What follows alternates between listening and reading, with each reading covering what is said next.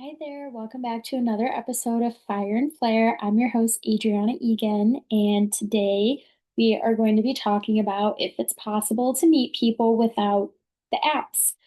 So initially, I thought I was going to be recording a different episode today. I was trying to go in the order in which I outlined, but it actually made more sense to do this one, especially because I had recently recorded the episodes talking about the Wild West of apps. So I think that recording and releasing this one right after might actually like work a little better. That's the flow I'm going to go with. I can't really explain it, but here we are.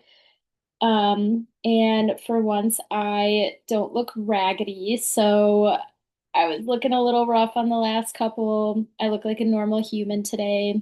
Energy feels right. So yeah, we're just gonna go with it. But happy that you're back. And I think that this will be a positive touch to the episodes that I had where I was talking about how apps are just such a mixed bag and there's been a lot of bad experiences. And so sometimes it feels hopeless, right? Like, well, how can I meet other people like not using the apps? It just kind of seems like that's the only way. It's the way of the world. And I'm told that all the time. And like, I get it. I don't live under a rock, but I don't necessarily like to just go with the status quo all the time. Honestly, I feel like I find myself challenging the status quo more often than not, especially these days. So, especially if I don't agree with something on a core level. So I'm like, no, I'm not going to listen to that propaganda of like, I have to use the apps. That's the only way to meet people. So we create our reality too. I think that sometimes, like, when we fall into only believing that things have to be one way or that's just what's like constantly reinforced, like, that's not helpful. That just makes us feel like we don't have any agency over our own life and we're stuck. And then that's where like anxiety and depression can spiral. So we're not listening to that.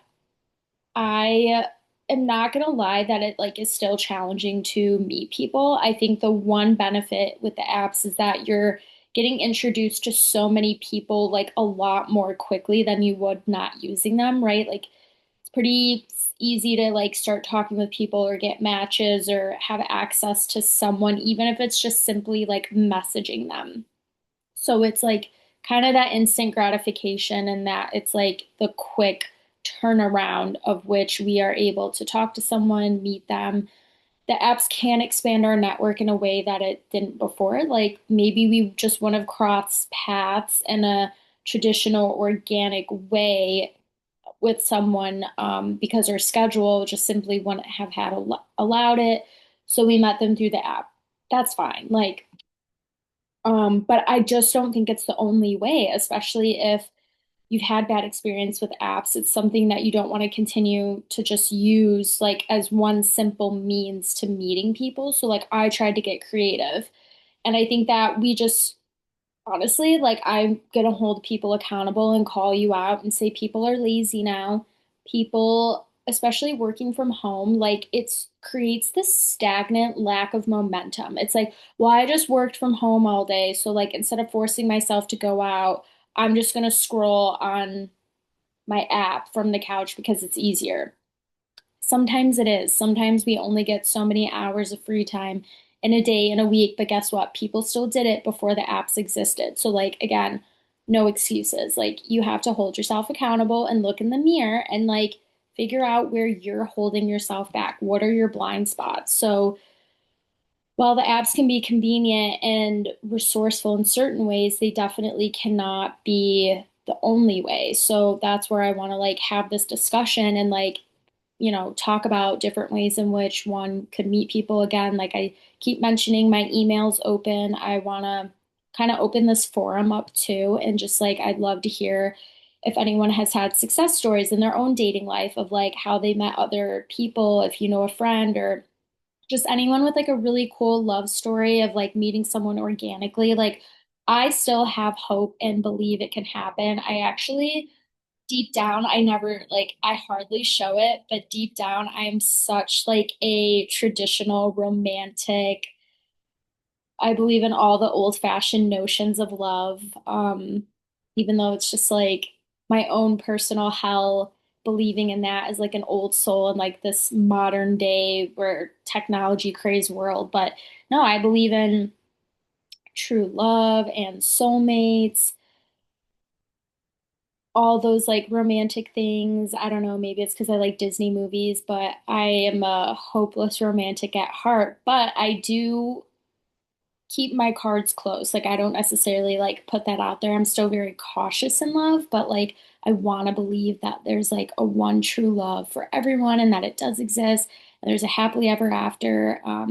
So yeah, I don't know. But that being said, okay, going back to like how do we meet people just not on the app? So you have to put yourself out there first and foremost. You have to get uncomfortable. You have to be vulnerable. Like that's where it starts. And I think that that's been lost, especially with the apps, because it's so easy to just like hide behind our phones, hide from the world, be in our own little bubble. But it starts with getting uncomfortable and putting yourself out there. So I'll give you an example because I'm someone who likes to not just talk the talk, but walk the walk. So last year, I was like kind of in that phase where at one point, like I just really didn't have a desire to date. Like I was doing my own thing, but then I'm like, no, I need to like change something in my life. Like that was needed. I was feeling that like stagnant energy. So I had not really at that point joined any sort of like co-ed recreational sports league.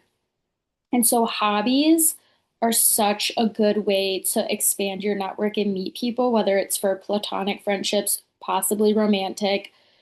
So I had seen things online. I don't know. I like just Google random stuff or research. And so it said like co-ed sports leagues are a really great way to meet people. So I was like, fuck it, I'm gonna do it. And also I wanted to like enjoy kind of the last leg of summer because in Chicago, September is like kind of that last month. It's honestly September is the most beautiful weather here in my opinion. That just seems to be when the weather just feels so perfect. Like, I don't know how to explain it. So I'm like, no, I definitely am going to take advantage. So I am not a sports girly. I didn't grow up doing sports. So this was a little terrifying to me, honestly, because I'm like, I already know I'm not going to be good at it, right? We're always focused on like, are we going to be good at something? And I'm like, it's not about that. It's literally for fun. So it was honestly like looking back really interesting at how scared I kind of was like going into that first game. I was super anxious. I was like, what am I doing? Like, it's that is it too late to back out feeling because when I signed up for it initially, I was really excited. I was like, yes, I'm gonna sign up and do kickball, like call me Chicken Little, like that's who I'm gonna be on the team. I'll definitely be the weak link, but I'll be Chicken Little and try my best. So it was like when I was in the Uber on the way there that I started kind of like panicking, like, oh my God, I'm gonna have to actually play a sports game. I don't even know the rules. Like it just felt scary. Like that's all I can describe it as. It felt a little scary. The other piece of this too, that like, I don't know if this is just me or because I work from home, but I find myself just so in my bubble all the time. Like, I'm constantly in my apartment building. Even if I do go out and do something, it's like I generally tend to stick to like my neighborhood or surrounding neighborhoods.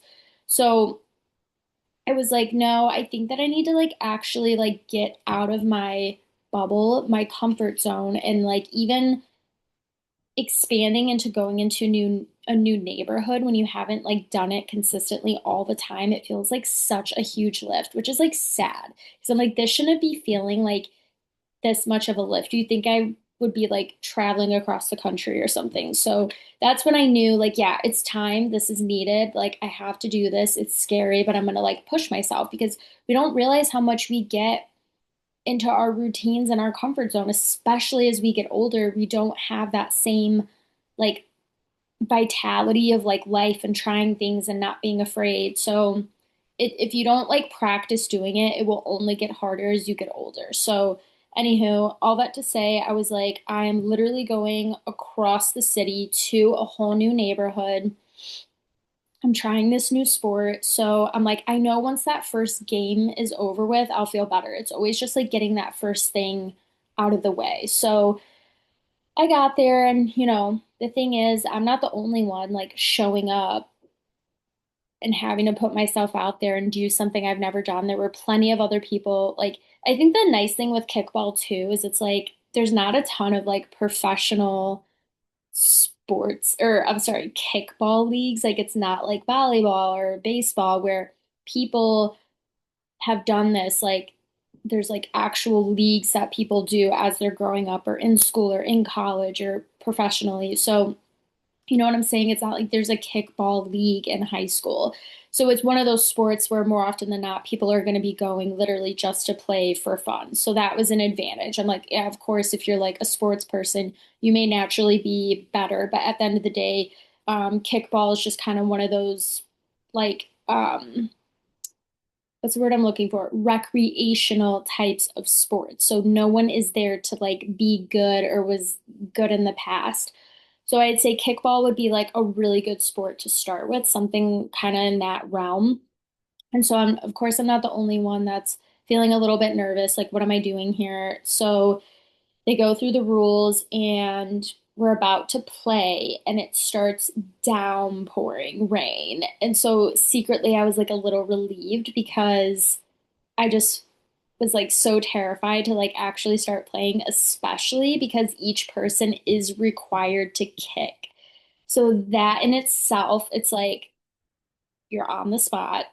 Only you, it's only me going up there to kick. Like, I'm not a strong kicker sports person. Like, again, it's like it's just terrifying. So I was slightly relieved. And then the nice thing with this league too is like once you're done playing the game, you like go with your group to a bar and you're there for an hour or two to mingle, get to know people. There's camaraderie, there's some sort of community. You get a matching t-shirt. Like, it honestly felt like being back in high school or college. Like, it was really nice, but for adults. So we ended up not playing and just went to a bar to get to know each other, which it kind of worked out as like the first time being there. But then, of course, the next week we had to play a double header since we missed the first game. But what was nice is that like it honestly goes by super fast. The weather is just gorgeous, especially in September at night because it's like the most perfect weather. You could wear a t-shirt or a sweater. It just feels nice to be in like that fresh air. And so at that point, I didn't even mind. I'm like, I'm just enjoying myself, like being in this nice weather here. So yeah, I mean, it was definitely scary having to go up and like kick the ball for my first time and like playing. And then, it's funny because again, like I didn't really grow up playing sports. So the ball would like be flying this way and I'm like just looking at it and I'm like, oh yeah, like I'm supposed to get that or I could have gotten that. Like, I definitely um can hold back in that way, which is so funny. So I grew up dancing, which is literally the opposite. Like, in sports, there's a lot of spontaneity. Like, you don't know where the ball's gonna go. You got to be quick and like try to actually move to like catch it. So like I'm just still like standing there trying to figure out what's even happening. And then with dance, it's like the opposite, where you're drilling the same routine over and over and over again. It's all about like perfecting. There's really not room for spontaneity. So it was just like interesting to like think about what I had experienced in my physical activity or hobby with dance and how it differs so much than sports. But again, this is where it's nice to like try new things in life. I don't necessarily have to stick to everything in my wheelhouse. And it's releasing the like very rigid parts of myself that I feel like I didn't realize I had. And so there was like one play that was awesome because I caught the ball, tagged someone, and got them out. So that was like my like biggest, brightest moment in playing kickball.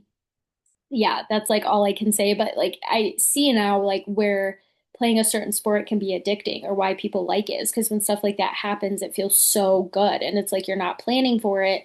Everything's happening so fast in real time. You just like happen to do something in a way where it like works out for your team or you get a point. Even when I would kick the ball and I would just make it to first base and not strike out, I was like, yes, like it felt good. It was little wins. I was challenging myself and like sometimes we don't even realize our own potential. Like, who knows? If I kept playing kickball, probably could have like again, it's not about being good. It's more just like seeing like parts of yourself that you didn't know you could unlock, basically. So yeah, it was like really fun. And again, that's what it's about. So that was for 5 weeks, I want to say. It went by really fast. And then I would say, like, depending what city you live in, like, it is different by city. So I don't know if every city offers some sort of like recreational co-ed sports league. I'm sure they exist, whether it's through like park districts. Um, Facebook groups are really big for that now, or like Meetup. Meetup? Yeah, there's a Meetup app. There's also Eventbrite. So like if you just look at different types of like meetup groups, I'm sure you can stumble upon some sort of like recreational co-ed sports league, because I really do believe that's such a great place to start, and it's gonna your confidence is gonna grow too. Like when you keep putting yourself in like new environments to meet people and you're expanding your network and you're trying something new, like your confidence is just gonna build. And when you're sitting in that good energy and that good flow, like you're only gonna attract more of it. So yeah, kickball I think is a great starter sport. I mean, there's so many other sports you could do. Like a lot of times there's volleyball, like beach volleyball is really big in Chicago. Baseball, softball, like anything that you're interested in. It doesn't even necessarily have to be a sport. It's like just start with any hobby that you are going to enjoy. So, that's my big rant on sports leagues, but I'm trying to think what else. So like I actually am gonna do beach volleyball this summer, which again, it's like all the way on the other side of the city from where I live. So it's not even easy to get to. So it seemed like very intimidating to me, honestly, like the past summer or two when I heard other people do it. I'm like, yeah, I don't know if I'd ever do that. Like that seems really intimidating. Um, I will likely do it this year because it's going to get me out of the house. It's going to bring me to a new neighborhood. I mean, who doesn't love the beach? It's beautiful. I'm definitely going to wait and do it when the weather is most ideal because again, it's Chicago. So have to plan accordingly. But yeah, I'm like more excited thinking about it. And if I hadn't joined kickball first, I probably wouldn't have ever considered doing beach volleyball. But now that I have that like under my belt and I'm a little more confident, I'm like, okay, I think beach volleyball is the move. Still have no idea about like the actual rules and how to play, but again, I'm just going to go with it because it's recreational. There's going to be other people there that also don't know how to play. Recently this spring, I was one of the sports I was actually most intrigued to try is pickleball. So again, I want to join a pickleball league. Thank God I didn't. And I did like basic classes first because I had no idea what the fuck I was doing. So it started with like just even learning how to hit the ball and like practicing drills and serves. So I did that for like 3 months and I did indoor because I mean, again, the weather here outside is like not great. And yeah, it was just like nice to have something to look forward to every week. It gets me out. And again, that momentum is going to build. Like once you do it that first time, you're going to be like, oh, that actually wasn't that bad. That was so fun. Or like, I met a friend. Let me try this now. So I would like to do an outdoor the pickleball league this summer. We'll see if my schedule allows, but I was proud of myself for like sticking to what I said I wanted to do, and like I actually did it. Again, can't say I'm great at pickleball. I'm still trying to understand the rules in real time, which is like so frustrating, but I'm determined to get it. I bought a pickleball set from TJ Maxx. They're only $20. They actually opened up a court right by where I live, free court. So I feel like it's a sign. There's people playing there all the time. So, instead of like sitting in my house on my phone or watching TV or just like doing something like that, it's like, no, like when it's a nice day, I'm gonna be motivated to like go practice pickleball at this court by my house. So there's that. I'm gonna do beach volleyball and then yeah, so that kind of wraps up the whole like co-ed sports leagues thing. Again, highly, highly recommend. Something else that I've tried is like going to happy hours or bars alone, but there's a lot of different how can I say this? Stipulations. So especially as a woman, you always want to be safe. Like if I do go just to like, especially in the wintertime when you feel cooped up and you're like, well, I don't necessarily want to wait on around on other people to like have to go. Have one or two drinks max by yourself. If you can trust yourself to not like continue, because again, I don't think it's safe to be getting wasted out by yourself. Especially when alcohol is involved and like you're not using your judgment properly again as a woman it's like you have to be safe but having just one or two drinks to get out of the house like I'm an advocate of that. Happy hours I feel like are better because it's earlier in the day and like I feel like more people kind of go to happy hours like especially after work or when they're out and about. um I heard hotel bars are really good because there's always like people traveling for business, traveling solo. So, like, they'll just go down to the hotel bar. So, those can be really good. If you work from home and need to change of scenery, hotel bars can be good too. Coffee shops, yeah, happy hours. I've made the mistake of like I will say that like going to bars alone is not my favorite, honestly, and maybe it's just my personality. Like I'm definitely a little bit more introverted, so like I'm still working on like initiating with people because I'm just a sponge and an observer. So it takes me a minute to kind of warm up to my surroundings and like I don't like to just engage with anyone. Like I have to make sure the vibe's right and kind of feel things out. So I'm a little slow to warm up, but maybe for those of you that are naturally more extroverted, that could be a great way, like strike up conversation. Like I challenge myself to do that because I can't sit back and just wait for someone to talk to me. And I didn't even realize that I did that, honestly, until I was like an adult living in the city. I'm single. Don't, there's not always someone available. Like I have to learn to like be content in my own company. And so I realized how paralyzed I felt trying to like strike up conversation with strangers. And it like made me panic inside. Like I was like, I feel like I need to like be better at this. Like, why do I struggle? So it definitely was a huge eye opener. And I got to a point where I like had to stop beating myself up because then that whole shame cycle kind of starts spiraling and it makes me feel bad about myself. Like, I should be able to do this because I'll tell myself that I'll like make conversation with someone and then I'll chicken out.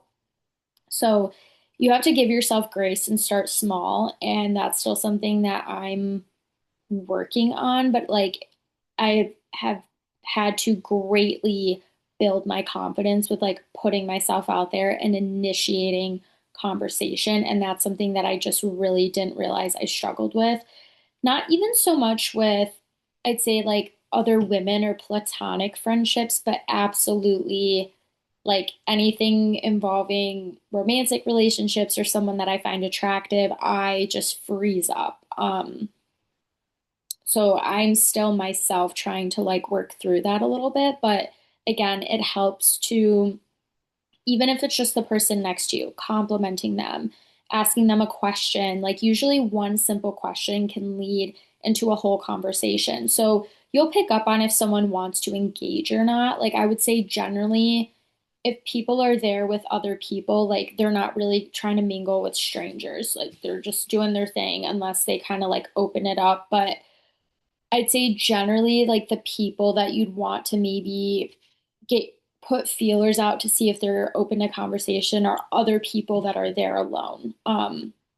That's just been my experience. So again, if the vibe is right, feel free to make conversation with whoever. But I'd say if you're just doing like low stakes, I'm here for a happy hour alone. I want to get more comfortable initiating. If you struggle with that, I'd say maybe like the person next to you that's also by themselves. So it's not easy though. It's really not. It sounds easy in theory, but until you're actually somewhere alone having to talk to a stranger, it's a lot harder than it seems. So if you've ever done it, honestly, like applause to you, give yourself a pat on the back. And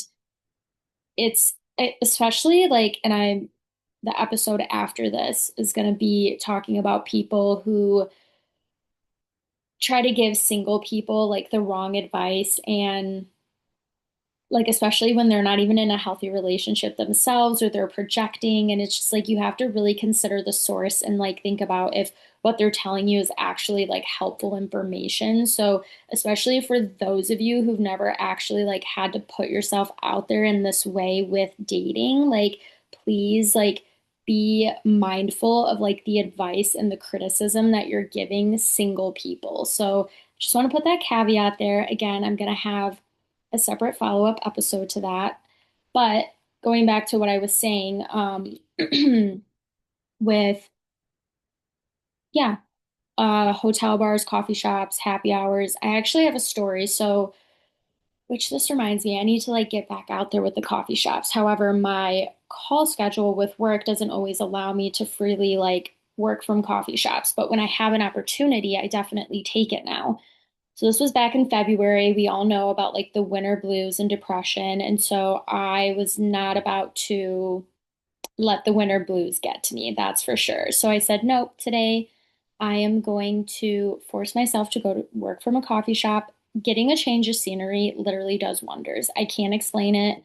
I mean, we are creatures that are supposed to be out exploring the world and not constantly cooped up. That's for another time. So, anyways, I said I am gonna go to a coffee shop and work from there. Like, I don't have any calls. I need to get out of the house. You start to get like cabin fever. So, I ended up going somewhere in my neighborhood and I'm just sitting there working. There's a lot of people there on their laptops. And so, there's a guy sitting next to me. He looks kind of close to my age, cute, my type. So normally, like, it's hard too because, especially at a coffee shop, when you see people with their laptop, you're like, assume, like, oh, they're really busy. They probably can't talk. I don't think that's always the case, like, unless they look really, like, zoned in on what they're working on. But if they're just kind of like, I don't know, on their phone, looking around, doing things like, just again, use social awareness to like pick up on it. But I still feel like people generally are receptive to conversation because here's my thing. If you're that busy that you have to be buried in your laptop, then why are you out working at a coffee shop? You know, like you should be in a place with minimal distraction, if you're that zoned in on work. So that's my theory. Anyways, so I'm sitting there, you know, not really like working. I have my email open and I see this guy. So he asked me, he's like, hey, do you mind watching my backpack really quick? I'm gonna grab a coffee. It was like there was a wall um, separating where we were sitting from where you get coffee. And I was like, yeah, sure, no problem. So here I am, like, oh my God, this is such a great opportunity to practice like making conversation. Like, I'm just gonna see if like the momentum builds. So I was like, I can't let this opportunity go. So he comes back, and this part's funny because I'm like, okay, so a great way to just kind of keep that conversation flow is to ask him like what he ordered because I'm looking for recommendations on coffee because I've never ordered coffee from here. So I asked him, I said, hey, like what kind of coffee do you like from here? He goes, well, I drink my coffee black. And so it was just funny because he couldn't really even give me a recommendation. He just likes plain black coffee. So you would think maybe the conversation would stop there. And no, no, no. So I'm like, oh, okay, like no problem. I totally get that. I said I like all the like added creamers and sugars and different flavors. So like I was just curious if you had like any go-to orders from here. And then I was like, he's like, no, but he's like, there are other coffee shops that I do like to work from. And so from there, it's like the conversation just keeps going, right? Like if someone wants to keep engaging with you, they'll be receptive to it. Otherwise, they'll try to kind of just shut it down and say, oh, yep, have a great rest of your day. But yeah, I mean, we just kept talking. And then it's usually like, do you live around here? Do you come here often? What do you do for work? Blah, blah, blah. So that's basically what we started talking about. And then he said that he was meeting a friend soon and he was killing time at this coffee shop because he lives in the suburbs. And so his friend calls him, he takes the call. He's like, well, I have to leave soon, but he's like, would you want to exchange numbers? And I'm like, yeah, sure, no problem. So we exchanged numbers. He did end up texting me. I responded, never heard from him again, which is okay. Like, not every conversation or exchange will necessarily meet to anything, but like, even that small experience made me realize like you just never know. Like it just starts so simply. And like we tell ourselves, like, oh, it's hard to meet people. I can't talk to this stranger. Like we make stories in our head, like why they wouldn't want to talk to us. But I don't know. I just think we have to like give ourselves more credit and just be a little bit vulnerable and like put ourselves out there because it starts with one question, one conversation. Like this person could be the love of your life. The whole trajectory of your life can change if you talk to a stranger or just make conversation. Like, why do we feel like it's so scary? It's really not. Like, we're all the same. We all, like, generally, people want the same things in life. We all want connection. If someone random has ever like struck up a conversation with me, more often than not, I'm going to be receptive to it unless I'm in a hurry, unless their vibe is off. Like, generally, people are pretty open. So, use that as an opportunity. Like, if you're at a coffee shop, like, literally just ask someone, hey, your drink looks good. It looks interesting. What did you order? Like, I'm not really familiar with this coffee shop. I've never been here. Even if you have, just lie, make something up. Like, I don't know. Um, so yeah, I have that little story because again, it's like these things are possible. Um, I'm trying to think what else I've done. Oh, so there is, I mean, I'm lucky because I feel like in Chicago, there's like all these like meetups and groups, and like it is a pretty big city in itself. So there's more opportunity. But again, see what's available in your city. Like more and more people are doing these kind of like grassroots meetups, whether it's through Facebook groups, social media. Like that's how things take off now, is through, it's like really easy to do that now because we have all these apps and like platforms and technology to make it happen. So see what's available in your area. But speaking of social media, so I was like, there's so many like stories with like the Instagram, or I'm sorry, there's so many Instagram ads when you're scrolling through stories now.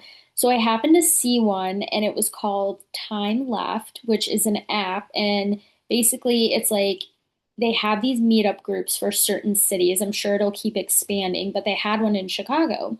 So I was really curious about it and I'm looking through, and basically the concept is that you sign up.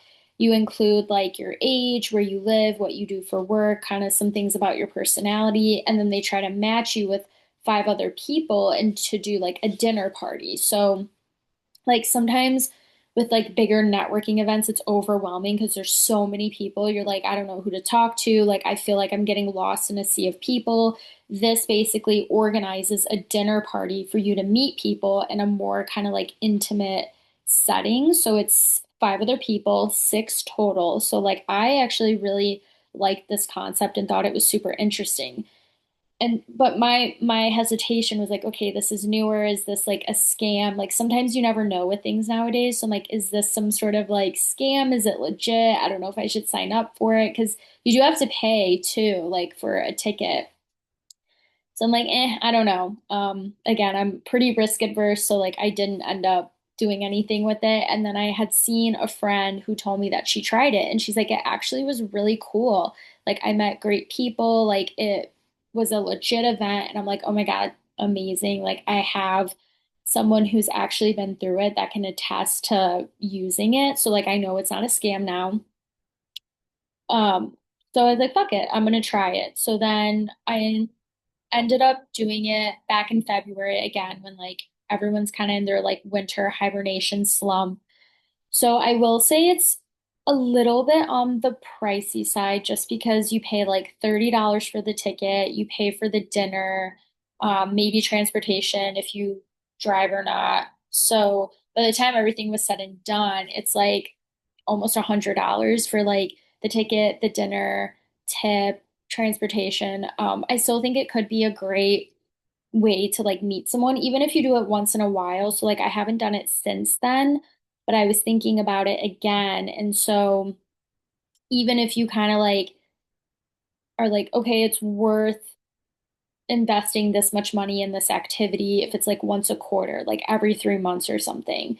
I think it wouldn't be worth it to do it consistently, but just sometimes. And so You sign up through the app, get the ticket. They send you the meeting place the day of, which is interesting. And so they send you the place for dinner, and then you meet up and just get to know people over dinner. I actually like really like the group of people, and I thought maybe it would be all women because like I've noticed with a lot of these kind of like single meetups or even just like meetups in general, it kind of tends to be more women. We're just like better at like putting ourselves out there, going to organized events. Like I again, not to generalize and stereotype, I'm just going off of like pattern recognition from my experiences, but for whatever reason, men generally don't sign up for organized events. I don't know why. They're very much more go with the flow and just like don't care. I don't know. It's weird. It's kind of annoying too. So if there are any men listening, please like be open to going to some sort of meetup or organized event. Like I keep hearing about this male loneliness epidemic or whatever. It's coined like social media phrases. Well, this is why, because you don't like go to organized events. Like you can't just go with the flow all the time. Like there has to be a little planning and intention involved, just like for women. We can't over plan and be rigid. We have to allow for flow and spontaneity. So again, we got to cross collaborate here. So I was thinking, oh, it might just end up being like all women or something, but I don't know if they try to, because I'm like, what if there's not enough people signed up either? Like, are there gonna be six people? But yeah, I don't know. Somehow it worked out. So there was six of us, three women, three men. So it was half and half, great ratio.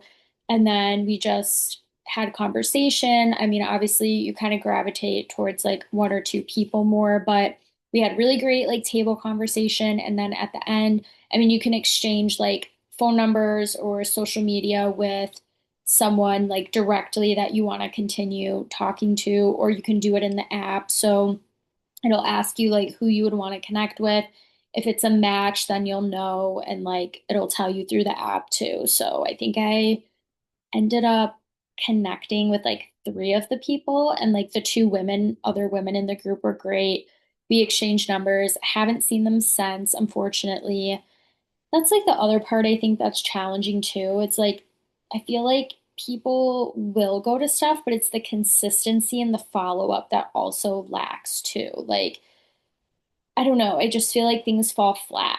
And that's kind of how apps work too. Like, I mean, maybe that's different because it's like if you know that there's not chemistry and you're not feeling it, that's fine. Like there may not be like a follow-up date, but I feel like just for meeting people in general or like trying to make friends, it's like for whatever reason, people just don't take the initiative or make a concerted effort. I find that to be so lacking now. I don't know if it's our generation or if it's how people are these days. Like, I'm just a very thoughtful, thorough person. So, like, more often than not, I find myself to be the one like reaching out, following up, trying to keep that connection intact because if I don't, then it kind of just falls flat. So, like, I don't know. I've kind of realized for myself, like, I'm not always going to be putting all the effort in. Like, I need reciprocal friendships at this point in my life. But even just like when you're first getting to know someone, it just seems like there's such a lack of people willing to like follow up and keep that momentum going. And it's like, how do you expect to ever, like, whether it's platonically or romantically, like, you cannot establish a real connection on a deep level if you're not willing to also like put the effort in and reach out and like be the first one to be like, hey, I really enjoyed meeting you at this event. We should get drinks sometime. You know what I'm saying? Like, it's like, come on, people, like, common sense here. I just get to a point where I can't feel sorry for people anymore because it's like if you're just living in your bubble and you're not putting in any sort of effort, it's like nobody knows how to like challenge themselves anymore to put the effort in. Your life will never change. Like literally, we have an actual epidemic, and that's people who are way too comfortable in their apartment, like doing the same thing all the time. Like I'm probably gonna keep mentioning on so many like of these episodes. It's the rinse and repeat of working, coming home, scrolling on social media, scrolling the apps, watching TV, go to bed.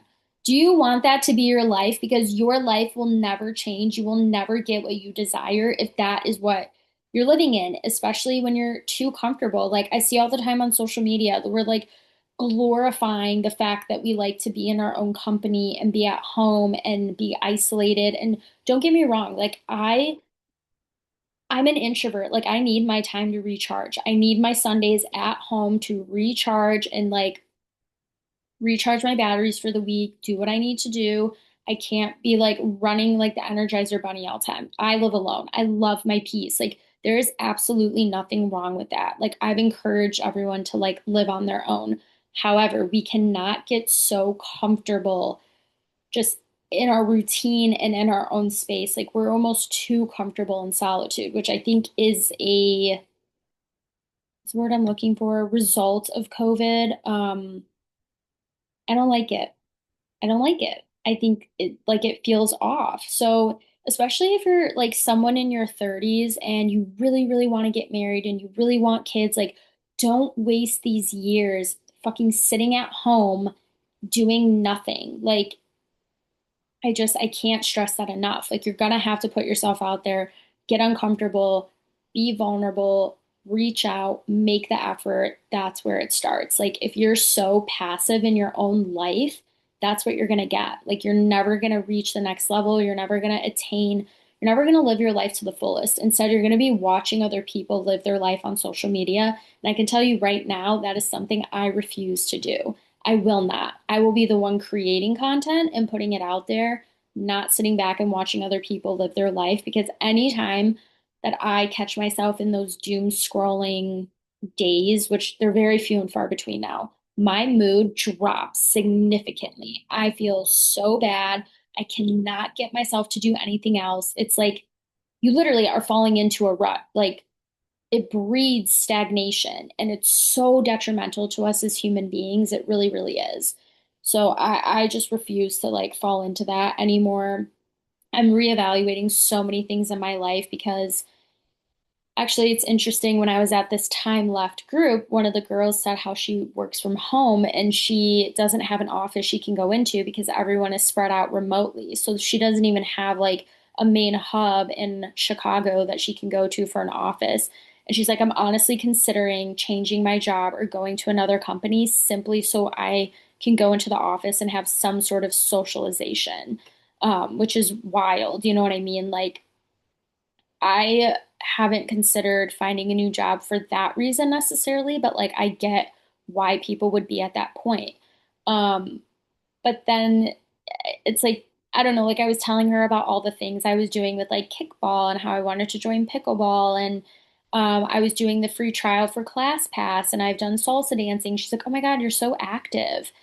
I don't think of myself as an active person at all. Like I feel like I need to like step my game up, but to her, like because I've tried all these different activities, like I seem super active. So it's like again, like the level that someone's on and like where they're at with putting themselves out there, the activities they're trying, it's like take a look around. I don't think you necessarily have to change your whole entire job per se to like go into an office to meet people. So then it's like what else can you do? Like join workout classes. Again, go to coffee shops and happy hours by yourself. Go to networking events. Co-ed, co-ed recreational sports leagues. Like there really is a lot more at our disposal and at our fingertips than we even, I think, realize. And so also like make it fun. Like this doesn't need to be something that you dread that becomes like, oh, well, I have to do this. Like, no, it start with things that you like and the momentum will build and it'll get easier and then you'll find your things doing things that you never thought you were going to do before. So that being said, I'm actually going to a networking event tonight, which is why I'm a little more put together and I was thinking about it like earlier in the day. Again, I'm like sitting working from home and I'm feeling that like pull of like, oh, I have to go out tonight. I have to get up and force myself to go out. I don't feel like it. And I'm like, nope, this is the problem right here. This is the cycle that we've been sitting in where we convince ourselves, well, I'm tired, not tonight. I don't feel like going. We're not doing that. I hopped in the shower. Showers always make me feel refreshed and energized. I got ready. I like needed to fit in time to record an episode, doing something that I enjoy doing. And now I feel excited. Like I feel the momentum. Like I'm like, yeah, like I look cute. I'm gonna like go walk to this networking event in my neighborhood. I don't know who I'm gonna meet or what's gonna happen, but it's exciting, right? Like I'm leaning into the uncertainty of life and I'm putting myself out there. Like this is exciting. Like I'm not gonna have any expectations. That's the other thing. Like don't have like high expectations. Like I'm not saying you're gonna like meet your best friend or the love of your life doing all these things, but like you have to start somewhere. Maybe you go to a networking event and you meet someone who becomes your friend and they introduce you to the love of your life. Like you just literally never know.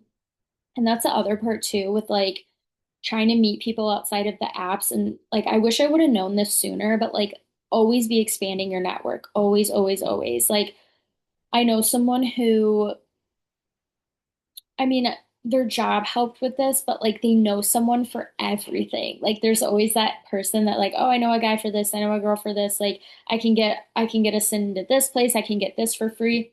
It's because of networking. It's because when you cross paths with people and you can exchange services or you have some sort of rapport, even if you're not best friends, but like if you vibe and you know someone, hey, like I know this bartender, keep visiting them. You'll get free drinks. They could introduce you to like another regular that they know. Like I just did not realize that has been the main theme of my life this year and something that I keep trying to just reinforce and remind myself, expand your network, meet new people, whether it's for your creative hobbies, your job, friendship wise, love life, like whatever the case is. Like just, and honestly, like I see this everyone's life is different, right? Everyone's life path is different. Like my life path made it to where I kind of didn't have a choice but to do this. So in a way, I'm grateful. But then I look at other people and I'm like, oh, like you've had the same friend group since high school or college, or, you haven't really expanded your network beyond that. And so that's fine and all. Like I still have high school and college friends, but I didn't stop there. Like I still met friends as an adult. Like I don't think we should ever shut ourselves off from like meeting new people and forming new connections.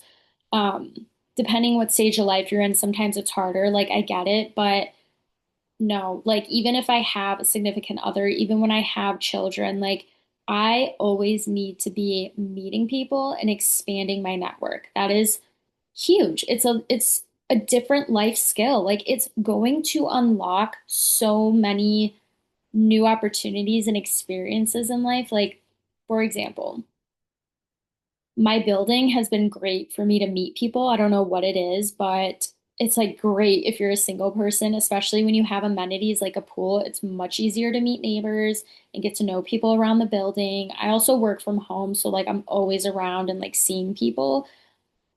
Anyways, all that to say, last summer I was at my pool. I knew a neighbor, went over to say hi, even though he was with other people. So again, felt a little weird because more introverted and I'm like, I don't want to like disrupt him when he's with people, but I didn't care. So I went over, said hello, introduced me to another neighbor that lives at the building. They're mutual friends. Well, her and I connected because we're both single girls around the same age. So we start hanging out, and then we had like this really like great spontaneous fun day out. We end up on someone's boat. Like that's what I'm saying. It's like if you just never know what connection or like experience could lead you to, that's what makes life fun, especially when you're single. Like who the fuck wants to be sitting at home scrolling on their phone? Like, wake up and change your life. Like, please challenge yourself. And if you have a great experience, write into me, send an email. I'm more than happy to share it. Like, let's all help each other. Let's motivate each other. Like, I'm probably saying the same thing as the voice in your head. Like, take this as a sign. Whatever was brewing in your mind and you weren't sure to do, if you're listening to this right now, this is your sign. This is a sign from God, the universe, higher power, whatever you believe in. This is your sign to do it. Like, seriously, you won't regret it. Like, we need to be living our life to the fullest. This is unacceptable that people are just sitting inside, depressed, isolated. They don't know how to connect anymore. Like, we are going to lose the art of connection. It's actually really scary. And as someone who wants to like get married and have a family and like do certain things in my life. Like I just am not willing to accept it. I won't. Like I will, what's that saying? Get rich or die trying, but I will die trying. So, anyways, that's my spiel. I hope that this gave you some motivation and gave you ideas because, like I said, if I, as an introvert that's pretty shy, can do this, like you absolutely can. There is no excuses. So, don't get stuck in the cycle of dating apps. There are other ways. The mindset shifts also really help too, and like branching out. And it's always like I'm really big on using the term momentum for like a lot of different things because like I was feeling very blocked creatively, especially last year, and I felt like I couldn't get out of my stagnant creative funk until I just started doing one small thing each day. And that is how the momentum builds. One small step. The small steps lead to big changes. I am a firm believer in that. And you look back and you realize, like, when things add up over time, you're gonna be like, oh, I did this, I met this person, this happened to me. Like, again, it's all about the momentum. So take that first step. You can do it. I have faith in you. Your life will forever be changed because of it. So yeah, I don't believe the apps are the only way, and I do highly encourage you to try to find connection outside of them because I know some people use apps to find friends. I was never like a huge fan of that. So you also have to do what works for you. Find your groove, find things if you say, hey, this isn't for me. I don't feel my best self. The energy doesn't flow. You don't have to do it. Find something that works for you. But yeah, this episode was to encompass how you can navigate this world and meet people without the apps. They aren't the only way. We're not buying into that propaganda. I don't believe it, and I've been proven otherwise. So I'm going to continue to do so. And I'll keep you guys updated on if I have any other interesting stories to share. I hope I do. With summer coming, I really hope that this momentum that I've been feeding into, it like grows and I have some great stories for this summer. So as always, thank you for listening. I hope that this made you feel positive and motivated, and you'll tune in for the next episode, which, as a preview, is going to be talking about when people say things that aren't super helpful when you're single and how to like navigate that and not let it get to you. But anyways, yeah, I was super excited to record this one. It was just very good, like good vibes. I mean, even like look at this. I'm wearing like a little flowy dress. So, anyways, thank you as always. I'm sending so much positive vibes and love to you. And until we meet again next time.